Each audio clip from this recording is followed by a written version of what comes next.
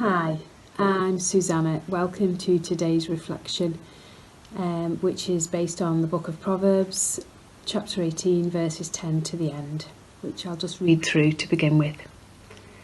The name of the Lord is a fortified tower. The righteous run to it and are safe.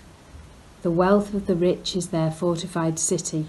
They imagine it a wall too high to scale. Before a downfall, the heart is haughty, but humility comes before honour. To answer before listening, that is folly and shame. The human spirit can endure in sickness, but a crushed spirit who can bear? The heart of the discerning acquires knowledge, for the ears of the wise seek it out. A gift opens the way and ushers the giver into the presence of the great. In a lawsuit, the first to speak seems right until someone comes forward and cross-examines. Casting the lot settles disputes and keeps strong opponents apart. A brother wronged is more unyielding than a fortified city. Disputes are like the barred gates of a citadel. From the fruit of their mouth a person's stomach is filled. With the harvest of their lips they are satisfied. The tongue has the power of life and death, and those who love it will eat its fruit. He who finds a wife finds what is good and receives favour from the Lord. The poor plead for mercy, but the rich answer harshly. One who has unreliable friends soon comes to ruin, but there is a friend who sticks closer than a brother. When I read these verses, I feel that this reading is very much like a poem.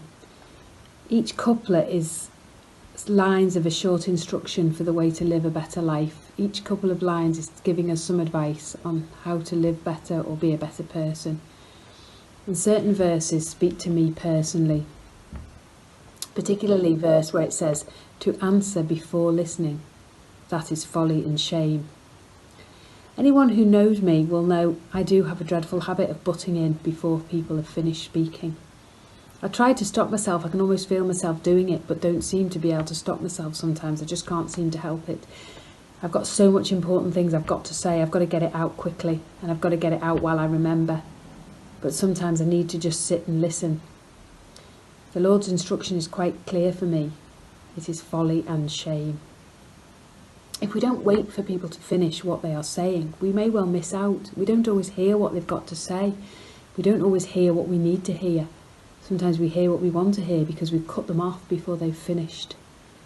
So I think that's a real lesson for us there, to listen to people before we speak up, before we butt in. Another line that speaks to me is, a gift opens the way. And this made me think about small acts of kindness. Some that we've seen recently in the times of COVID, where people have done small things for other people. It may seem small, but to other people can mean an awful lot.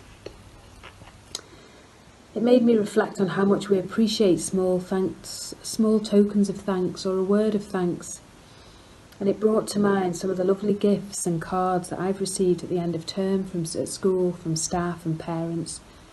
But what meant more than the gifts and the chocolates and the biscuits and the bottles of fizz was the lovely words in some of the cards, some that I've read over and over again, and someone saying a thank you. Someone saying that they felt supported and that they've appreciated what we've done. And I think those words often mean a lot more than the gifts. And it's important for us as Christians to remember to say thank you, not just to people around us, but also to God for all our blessings. Verse 19 reminds us of the power and the destructive power of disputes. Verse 19 says to us, casting the lot settles disputes and keeps strong opponents apart. A brother wronged is more unyielding than a fortified city. Disputes are like the barred gates of a citadel. And this reminds us of the disruptive power of disputes, and we often see that with families, where families have fallen apart, sometimes over silly little things, but the dispute divides them. And often they can't get that back, they can't rejoin again as a family, because the dispute has become too powerful over them. And the power of what we say can have such an impact on those around us. As the proverb says, the tongue has the power of life and death. And we know sometimes how hurt we can feel over something that somebody has said to us. And often they won't have meant it in a hurtful way, but maybe it's the way we've interpreted it or the way we're feeling on that particular day. But the power of what we say is so important. And that's another reason why we need to think before we speak. Put God at the beginning of our thoughts. Think about our faith and our Christianity before we speak. Would we say this if Jesus was standing next to us? Would we say this to Jesus if we were talking to him? How would we speak and how would we behave? Help us to think that, Lord, and to reflect before we speak. And verse 24 confirms the value of friendship. One who has unreliable friends soon comes to ruin, but there is a friend who sticks closer than a brother. And this called to mind, I've just spent a beautiful weekend in Snowdonia. 12 girls in a bunkhouse for a weekend, in a very small bunkhouse, I might add. But the value of friendship was clear. We all mixed in together, all 12 of us, all doing little things to look out for each other, to help each other, someone cooking, someone making tea, someone tidying up. But the friendship was clear. We had a wonderful time, we had lots of fun.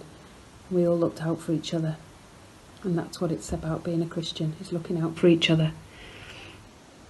God is our friend and he wants to share that special friendship.